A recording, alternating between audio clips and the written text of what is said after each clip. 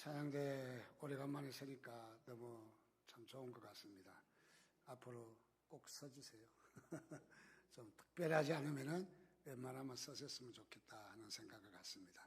또 우리 여기 찬양대원들 계시면은 오셔서 다음 주부터 좀 찬양해 주시고, 또 예배 가운데 또 코로나의 또 위험 요소도 있겠지만은 지금 다른 데는 다 풀렸습니다. 뭐 야구장도 인원 제한 없이 다 들어갔다고 그러는데, 뭐 치킨까지 먹어도 괜찮다고 그러는데, 야구장만 또 못하면 되겠어요, 교회가? 그래도 신앙생활 하면서 코로나 때 교회 안 나가서 코로나 안 걸렸다, 그거보다는 교회 나가서 코로나 걸렸다 하는 것이 더 좋은 말 아니에요? 이쪽에 있는 분들이 은혜가 많으신 것 같아요. 맞잖아요, 사실. 우리 신앙은 분투하고 싸우는 거지, 우리가 싸움이 없이 그냥 안일하게 있는 게 아니잖아요. 그래서 어떤 분이 이야기하는데, 여의도 순복음교회 잠시 갔었는데 거기는 뭐 코로나하고 상관없대요. 얼마나 더 모인대요, 더. 그래, 코로나 때문에 기도해야 되니까 더 모인다. 그래서 제가 반성이 좀 되어져요. 우리 교회는 더 안 모이는데, 여러분 모두가 모이는 일에 힘써 주시기 바랍니다. 기도하는 일에 힘써 주시기 바랍니다. 곧 우리 셀 모임도 곧 재개를 하겠습니다. 어쨌든 4월달 내로 재개를 하려고 준비하고 있습니다. 기도해 주시기를 바라고, 어려울 때 다 예배해야 이런 재앙도 물러가고, 왜냐하면 하나님 살아계심을 믿죠? 능력의 하나님 믿죠? 저는 그렇게 이 코로나 단속을 하고 있어요. 저녁마다 약을 바라보고 어떤 약이 저를 향해서 빵긋 웃는가, 목감기약, 그 다음에 몸살약, 그 다음에 뭐 열나는 약 몇 가지가 쫙 있어요. 그러면 저녁에 어떤 거든지 하나를 대체적으로 먹어요. 그래서 목이 오늘 칼칼하면 목감기약을 먹어요. 또 코가 맹맹하면 코감기약을 먹어요. 그래서 여태까지 안 걸리는지는 모르겠어요. 어쨌든 뭐 왔다가 지나갔을 수도 있어요. 오늘도 목이 좀 칼칼하긴 하네요. 어쨌든 미리 잡수시면은 그렇게 커지지 않고 확산되지 않고 그래도 쉽게 지나가지 않느냐 하는 그런 생각을 갖습니다. 어쨌든 이제 마무리가 좀 될 것도 같고, 많이 꺾였잖아요. 많이 꺾였어요. 그래서 우리도 예배 회복하자. 꽃은 피었는데 봄은 왔는데 왜 우리의 영의 봄은 안 오는가? 그래서 우리가 다시 한번 도전해 주셨으면 좋겠다 하는 생각을 갖습니다. 옆에 분하고 인사하겠습니다. 잘 되고 있습니다. 잘 되시기를 주님의 이름으로 축원드립니다. 오늘 특별히 욥기 4장의 본문을 봤습니다. 특별히 욥기의 본론 부분이다 하면은 3장부터 욥기서의 본론이다, 그렇게 보고 있습니다. 특별히 3장에 와서 욥의 그 신세에 대한, 차라리 내가 태어나지 아니하면 좋았을 것을, 내가 생성될 때에 수정되지 않고 생성되지 아니하고 내가 태어나지 않았으면 더 좋았을 걸, 생일날을 저주하기도 하고, 그래서 신세 한탄을 많이 하게 됩니다. 그것을 다시 말하면 욥의 독백이다, 그렇게 이야기하고 있습니다. 그래서 욥의 독백이 시작되고 이제 4장에 들어오면서 뭐가 시작되냐면 친구들이 위문을 옵니다. 위문 공연을 오게 됩니다. 새 친구들이 위문을 오게 되는, 그래서 욥기 42장 가운데 35장이 욥기 4장으로부터 42장까지 그의 친구들과 논쟁이에요. 전부 다 논쟁이에요. 그래서 욥기서는 욥과 욥의 친구에 대한 논쟁이 기록되어 있습니다.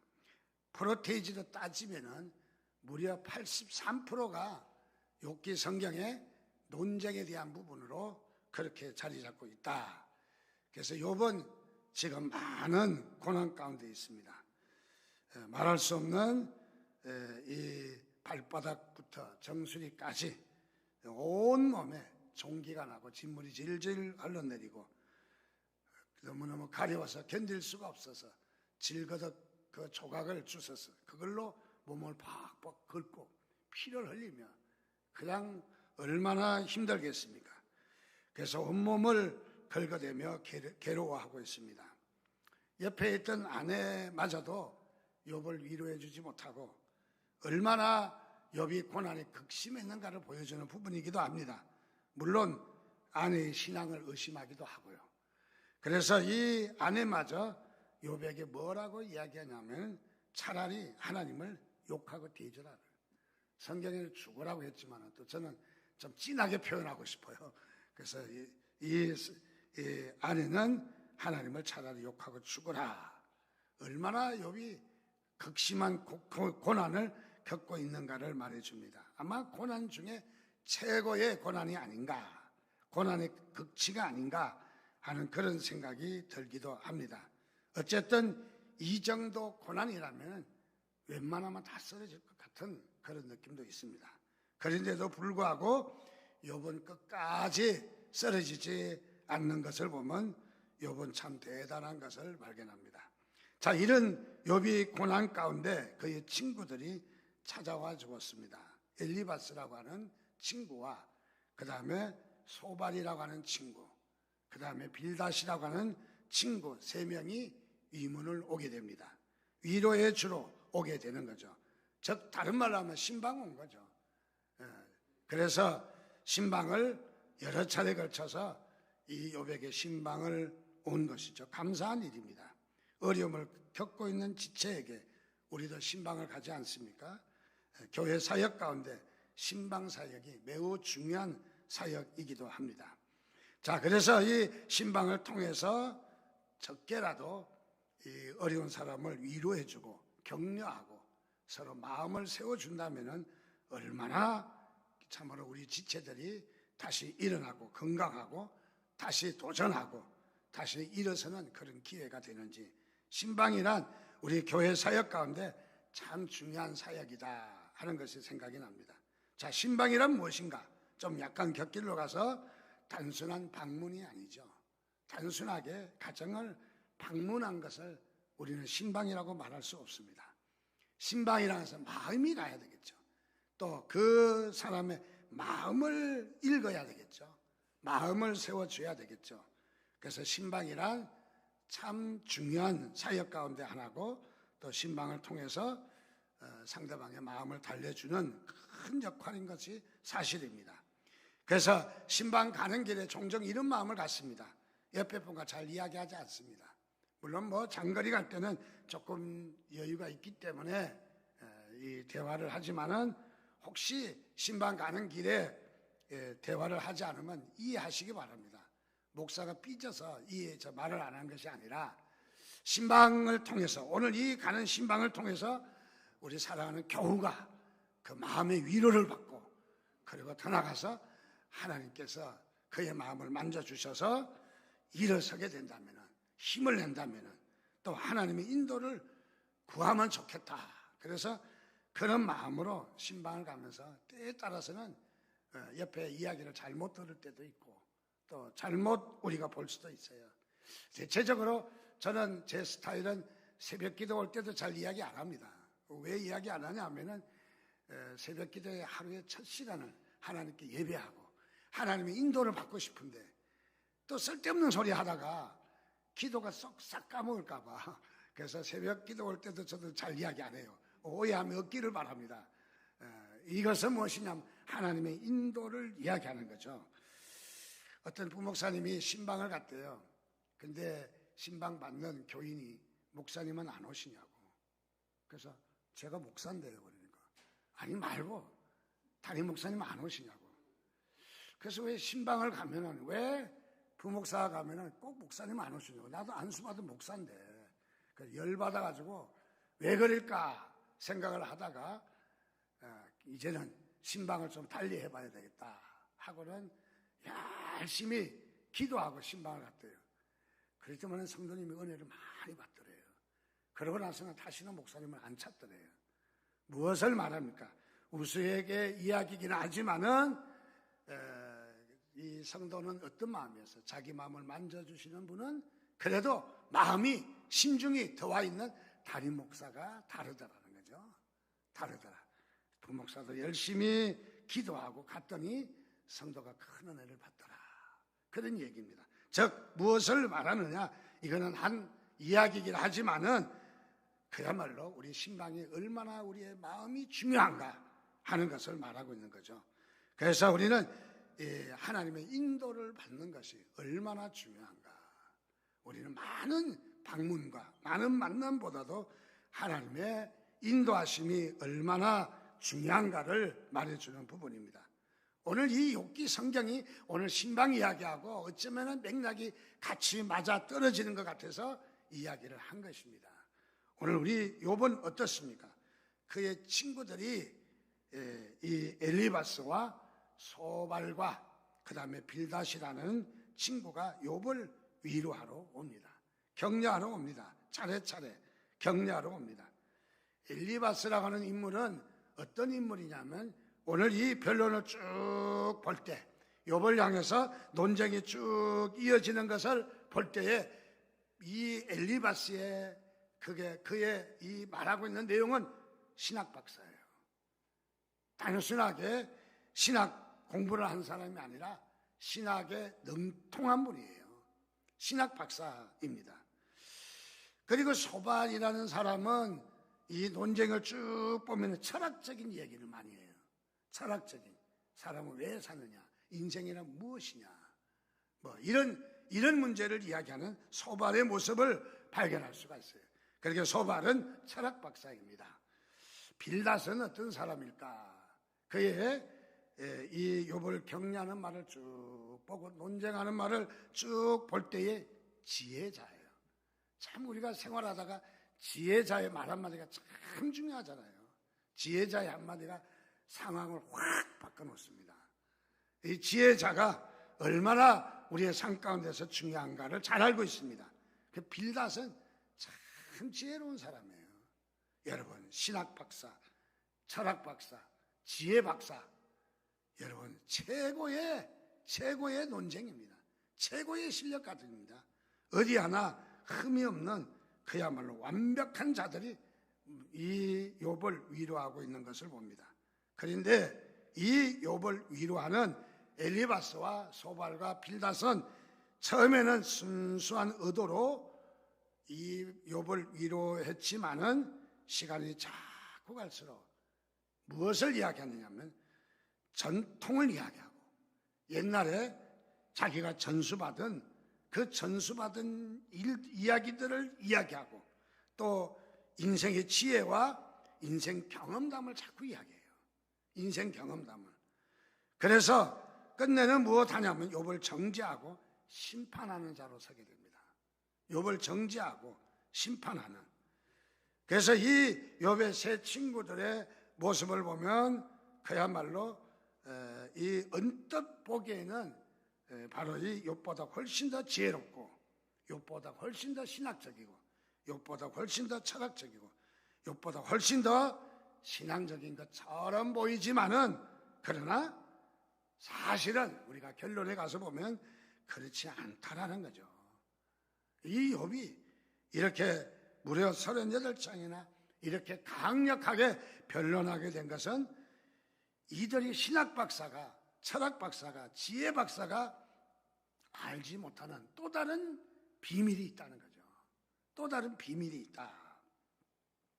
자, 그래서 여기에 이들은 탄식하며 욥을 설득하며 욥 앞에 혹시라도 잘 모르지만은 혹시라도 의도적은 아니지만은 혹시라도 하나님 앞에 몰래 범죄한 일이 있으면 회개하라. 회개하라. 사실 설교 중에 참 쉬운 설교가 회개하라는 설교예요. 간단해요. 죄 지었으면 회개하라. 우리도 대체적으로 한 80년대까지는 이런 설교가 많았다고 생각해요. 그래서 대체적인 설교가 보면은 주일날 어긴 거 회개하라. 11조 안 난 거 회개하라. 그때는 설교를 그렇게 해도 은혜를 많이 받았어요. 요즘은 뭐 그런 설교 잘 안 하잖아요. 자, 그래서 그런 설교를 많이 했는데 지금 보니까 엘리바스가 지금 그 얘기를 하고 있는 거예요. 혹시라도 범죄한 일이 있지 않느냐, 죄를 지은 것이 있지 않느냐, 회개하고 하나님께 돌아가라, 하나님과 온전한 관계를 맺어라, 이런 얘기를 하고 있어요. 참 좋은 얘기예요. 틀린 얘기는 아닙니다. 그런데 오늘 말씀을 결론적으로 보면 그 틀린 얘기는 아니지만은 우리의 그 신앙의 깊이는 거기서 머물 수가 없다는 거예요. 거기서 머문다면 우리의 신앙은 얕은 신앙이라는 거죠. 자, 그래서 이 또 다른 신비가 있고 또 다른 하나님의 계획이 있고 또 다른 하나님의 그 인도하심이 있다 하는 것을 우리가 깨달아야 돼요. 하나님이 인도하시는 것이 있다. 그래서 신앙생활을 하면서 우리는 신학과 철학과 지혜보다 훨씬 신앙은 뛰어넘는다는 거죠. 하나님의 인도는 훨씬 더 깊이 있는, 더 뛰어넘는. 그래서 엘리바스는 인과응보적인 그런 문제를 이야기합니다. 과거에 지은 죄가 있을 것이다. 죄 짓지 않고 어떻게 이렇게 고난이 있겠느냐. 종종 우리들도 신앙생활을 하면서 혹시 자신에게 고난이나 사고나 어떤 어려움이 오면은 내가 죄 진 게 없을까? 당연히 그렇게 깨달아야죠. 당연히 그렇게 의문점을 품어보는 것도 좋은 일이에요. 그러나 거기서만 머물러 있으면은 그 신앙은 얕은 신앙이에요. 우리 주님께서 깊은 데 가서 던져라고 했어요. 자, 하나님은 우리의 신앙이 깊은 신앙을 갖기를 원하신다는 거죠. 그렇기 때문에 우리가 얕은 판단으로 우리가 판단할 수 없다는 것입니다. 그래서 우리가 먼저 1차적으로는 혹시 우리가 잘못된 게 없는가? 어떤 사람은 아예 그것도 깨닫지 않는 사람이 있다면 불쌍한 사람이죠. 하나님이 징계하셔서 하나님이 깨달으라고, 하나님이 돌이키라고, 하나님이 회개하라고 우리에게 주셨던 말씀이라면 아멘 하고 깨달아야죠. 깨닫는 거 참 축복이에요. 그러나 그것 말고도 또 있다는 거예요. 깊이 있는 것이 또 있다는 거예요. 근데 대체적으로 이 깊이 있는 것을 깨닫지 못하고 얕은 1단계에서 머문다면은 그것은 우리에게 신앙의 충분 조건은 아니다는 거죠. 자, 그래서 욥이 이렇게 참담한 고난을 당하는 것은 절대로 까닭없이 생긴 일이 아니다. 까닭없이. 그래서 욥이 죄를 지은 결과이다 라고 이야기를 합니다. 즉 욥을 신문하고 정지하고 선생의 입장에 서 있잖아요. 흔히 우리가 신앙생활하면서 선생의 입장에 우리가 설 때에 우리는 그것이 아름답지 못하는 결과를 낳게 되는 거예요.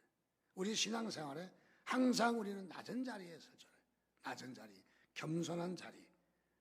자, 그래서 신학적인 해석보다도 윤리적인 해석보다도 철학적인 해석보다도 우리는 참된 위로가 무엇일까?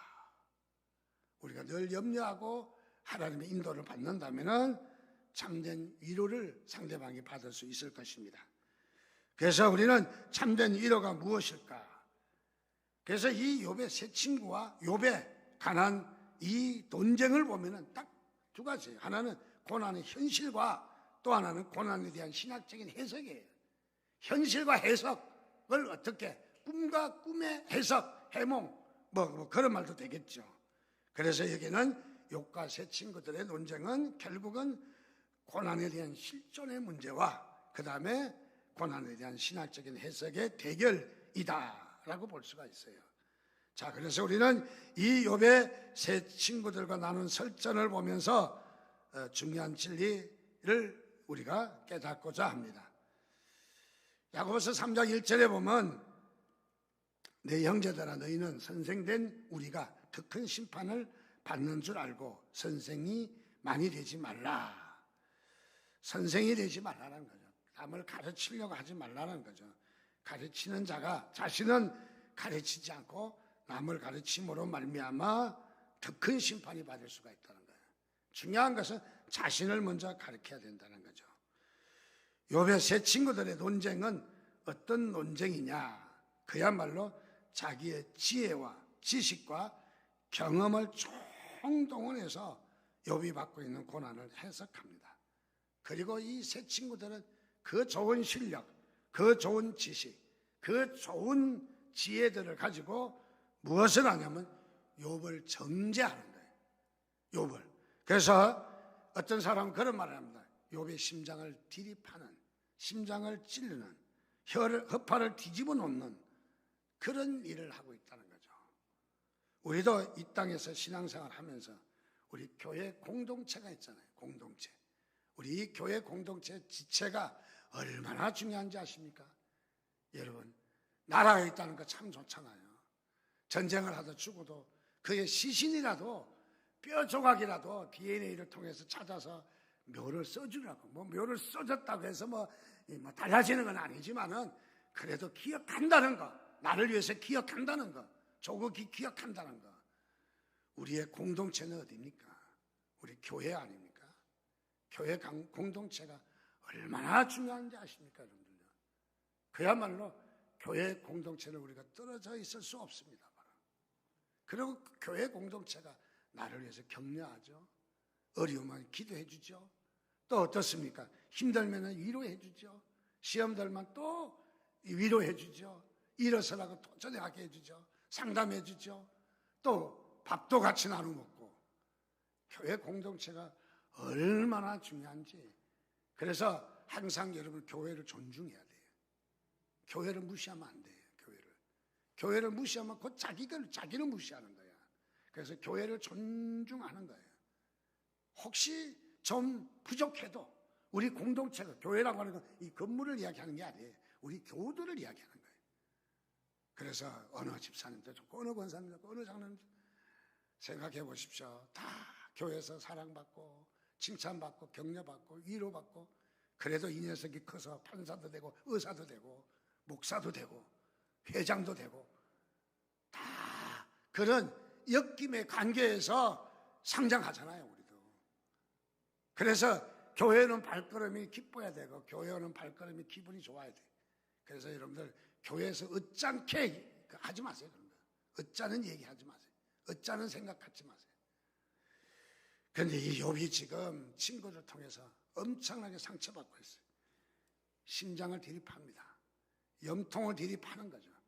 이 말은 무슨 말입니까? 상처가 나서 피가 절절 흐르는데 소금 한 주먹 갖다가 막 비볐다는 거예요. 얼마나 따가워서 대굴대굴 굴르겠어요. 염통이 원래 소금통 아니에요? 자, 여기에 욥이 친구들을 통해서 염장을 지르는 이런 고통을 받게 되는 것을 발견합니다. 자, 그래서 우리는 친구가 있을 때 가장 좋은 것은 위로해 주는 것이 참 좋죠. 그런데 이 위로가 어떤 형식에 매여 있다면, 신학에 매여 있다면, 철학에 매여 있다면, 또는 이 지혜에 매여 있다면 그것은 우리에게 더 많은 상처가 될 수 있다 하는 것을 말해주고 있습니다. 자, 그래서 여기에 엘리바스는 어떻게 욥을 위로했는가 보면서 우리의 위로가 엘리바스의 범한 이 연약한 모습이 우리에게는 넘어서시기를 주님의 이름으로 축원드립니다. 첫 번째, 엘리바스는 인과응보적인 어떤 도덕적인 질서로 해석을 했어요. 인과응보는 무엇입니까? 원인이 있으니까 결과가 있다는 거예요. 원인, 인과 유를 가지고 욥의 고난을 해석한 거죠. 그래서 모든 것은 원인이 다 있다. 그냥 생겨난 것은 없다는 거죠. 욥이 이와 같이 고난받는 것은 그냥 일어난 일이 아니고 고난받을 만한 원인이 있었다. 그 원인이 뭐냐? 죄가 있었을 것이다. 그러니까 죄를 회개하라. 죄가 없다고? 죄가 없다고 하는 자체가 네가 너를 자랑하는 거 아니냐? 그 말이죠. 6절부터 8절에 하나님을 경외하는 것이 내 믿음이고 온전한 길을 걷는 것이 내 희망이 아니냐? 잘 생각해보라.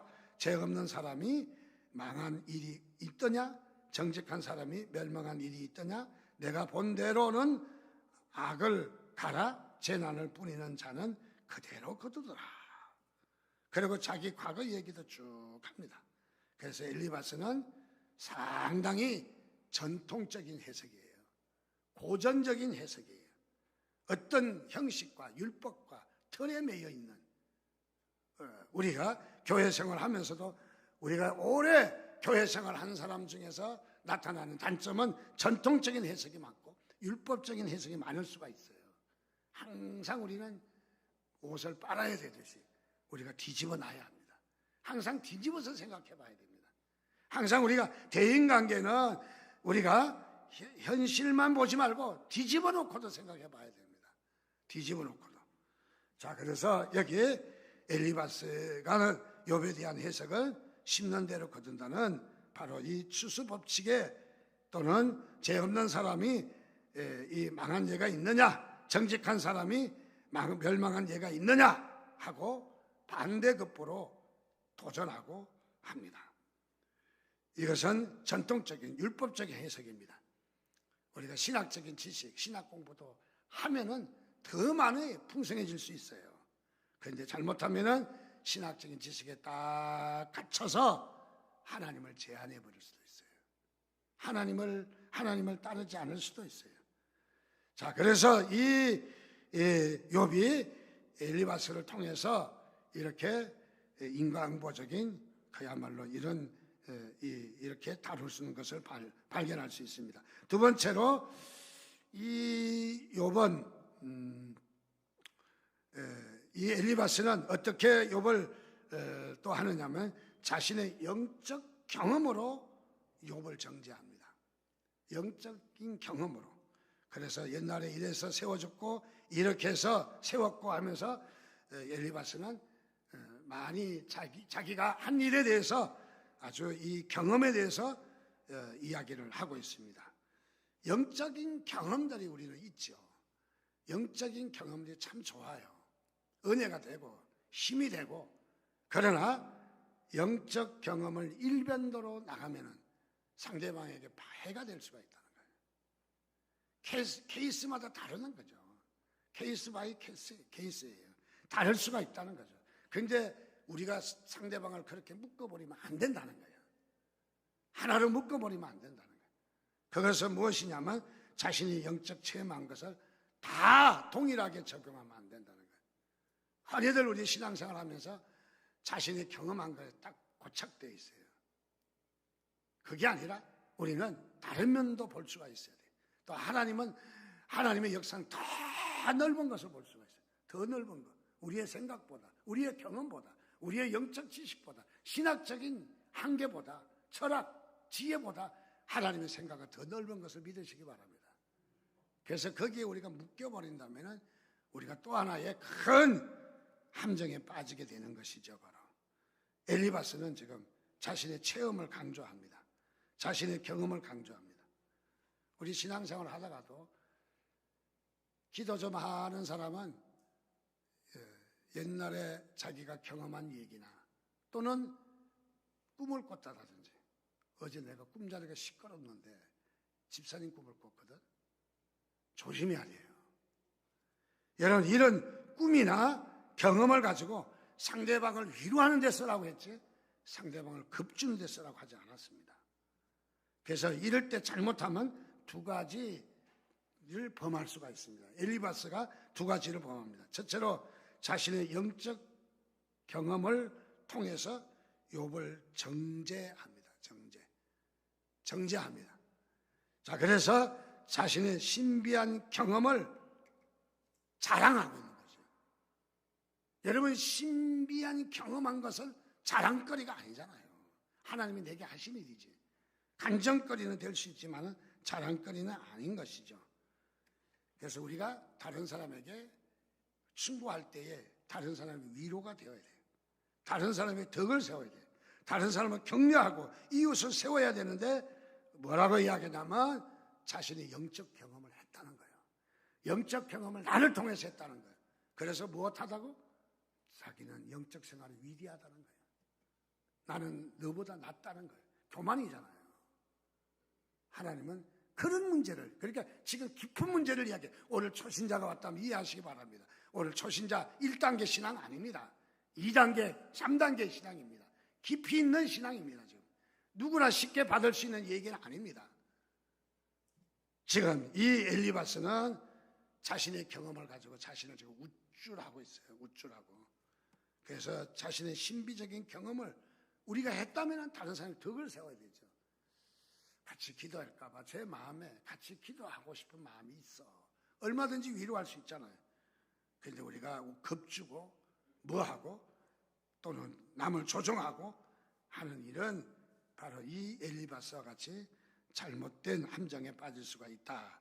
두 번째로 또 이 엘리바스는 어떤 마음을 가지고 있냐면은 엘리바스는 인간이 하나님보다 더 어려울 수 없다. 틀림없는 얘기죠. 욥도 인간입니다. 욥도 연약합니다. 죄인에 불과합니다. 죄성이 있습니다. 그리고 여러 가지 잘못된 것이 있지만은 그러나 욥의 고난은 죄 때문에 온 게 아니라는 걸 알아야 돼요. 죄 때문에 온 것이 아니다. 그래서 욥이 하나님보다 어렵지 못하다. 죄악 때문에 당하는 고난이다. 욥이 개별적으로 저지른 죄가 있을 것이다. 인간이 하나님보다 어렵지 못하다. 얼마나 완벽한 설교예요. 얼마나 완벽한 충고예요. 그러나 정답은 아니라는 거예요. 무엇을 이야기하느냐? 우리는 완벽한 지식보다 하나님의 인도를 받아야 된다는 거예요. 여러분, 하나님의 인도, 하나님은 더 깊은 차원에 더 깊이 하나님이 그 이끄시는 당신의 뜻이 있다는 거예요. 우리가 그것을 추구해야 되는 거예요. 그것을 우리가 따라야 되는 거죠. 크게 세 번째로는 이 엘리바스는 어떤 사람이냐? 선생된 자로 서 있어요. 선생된 자로. 오늘 5장 말씀에도 보면은 그렇게 나와 있어요. 엘리바스는 다시 한번 하나님의 도덕률을 한치의 오차가 없다는 사실을 강조하면서 바로 이게 하나님의 징벌적으로 몰고 갑니다. 징벌적으로. 그래서 자신이 선생의 자리에 딱 서 있어요. 17절에 보면은 볼지어다 하나님께 징계받는 자에게는 복이 있다. 무엇을 이야기하면 선생된 자로 서 있다는 거예요. 우리 아까 야고보서의 말씀도 봤지만은 우리가 선생된 자에 서지 않기를 바랍니다. 낮은 자리에 서시기를 바랍니다. 겸손한 자리에 서시기 바랍니다. 오히려 연약한 자리에 서시기 바랍니다. 연약한 자리에. 지금 여기에 충고하다 보니까, 가르치다 보니까 교장 선생님하고 목사하고 판사하고 만나면 절대로 양보 안 하잖아요. 교장 선생님은 나는 가르쳐봤다는 거죠. 목사는 나도 해봤다는 거죠. 판사는 내가 판결했다는 게 정확한 판결. 그래서 목사하고 교장 선생님하고 이 판사하고 만나면 절대 양보 안 한대요. 또 목사하고 경찰서장하고 또 누구하고 만나면 절대 바꿔 받는다고 그러더라고요. 바꿔 받는 게 유명하대요. 다 얻어만 먹어봐서. 저는 가끔 냅니다. 자, 그래서 여기에 엘리바스는 어쩌면은 자신이 선생된 자리에, 가르치는 자리에 서 있는 것을 발견할 수가 있습니다. 그래서 이 엘리바스는 욥을 싸매주고 상한 손을 만져주고 위로해주고 낫게 해주는데 그가 관심이 있는 것이 아니라 자신이 선생된 자리에 우뚝 서 있는 모습을 보게 됩니다. 오늘 저는 이 욥기를 보면서 이 엘리바스가 세 번에 걸쳐서 욥과 논쟁을 하는데 세 번 다 논쟁거리가, 설교거리가 되지만은 그러나 길게 하지 않고 우리 욥기 전반부에 1, 2, 3장을 통해서 욥의 고난과 까닭없이 등등을 살펴보면서 이제는 이 세 친구들의 한 번으로 설교를 욥기를 마치려고 해요. 너무 또 시간을 많이 끌면 재미가 없을 것 같아서, 자, 그래서 여기에 간단하게 오늘 마무리를 치려고 합니다. 즉 다시 말하면 욥은 무엇입니까? 알량한 지식과 전통적인 지혜, 또 신학과 철학적인 생각으로 남을 판단하지 말라는 거예요. 남을 판단하지 말라는 거예요. 오히려 우리는 하나님 앞에 우리가 머리를 숙이고 하나님의 인도를 받는 것이 더 중요한 것이죠. 틀린 말은 아니지만은, 신학적인 말이 틀린 말은 아니지만은 옳은 말은 아니라는 거죠. 그래서 알량한 지식과 경험과 신앙으로 이웃을 함부로 판단한다면 그것은 또 다른 우리에게 잘못된 부분이라고 봅니다. 어느 전통적인 교회 가면 율법이 앞서 있고 영혼을 구하고 생명을 구하고자 하는 마음보다 교회 전통이 딱 찌들어져 있어요. 율법적인 것이 딱 찌들어져 있어요. 우리 교회도 우리 개인의 신앙생활도 율법과 전통에 우리가 막히지 않도록 우리 자신을 자꾸 갱신해야 됩니다. 갱신해야 돼요. 우리 자신을 자꾸 뒤집어 놔야 되는 거죠. 그래서 이 하나님의 뜻은, 하나님의 인도하심은 우리의 철학보다 신학보다 깊다는 것을 아셔야 돼요. 하나님의 또 다른 계획이 있다. 그래서 깊이 있는 하나님을 인도함을 받도록 하나님과 함께하고 묵상하고 하나님과 교제하며 하나님의 인도를 받는다면 그것이 우리의 신앙생활 아닐까요? 우리는 형식이 아니라는 겁니다. 우리는 어떤 이 땅에 우리는 경험이 아니라는 것이죠. 그래서 욥이 고난받은 것은 죄가 아니라 제 문제가 아니라 하나님이 더 성숙하게 성숙시키시려는 하나님의 계획이 있었다는 거죠. 오늘 우리도 고난받는 것이 우리의 죄 때문에 받는 고난도 있지만은 그러나 우리가 죄 때문에 고난받는 데서 끝나면 안 된다는 거죠. 다른 고난도 있다는 거죠. 우리를 성숙시키려고, 성장시키려고, 우리를 더 크게 쓰시려고. 그래서 하나님이 우리 가운데 어떻게 역사하시는가. 여러분들 집중하셔서 하나님의 인도를 받고 하나님 뜻에 딱 맞는 우리의 삶이 되시기를 주님의 이름으로 축원드립니다. 같이 기도하겠습니다. 함께 기도합니다. 하나님의 크고 넓으신 은혜를 감사합니다. 하나님이야, 오늘도 하나님이 우리에게 어떻게 다가오시는지, 어떤 질고 때문에 제재였다고 단정하지 말고 하나님의 인도가 무엇인가 양면을 잘 살피며 하나님의 인도받는 삶이 되게 해달라고 우리 한 시간에 주여 한번 부르짖고 주신 말씀을 잠시 기도하는 시간을 갖겠습니다. 기도하겠습니다. 주여.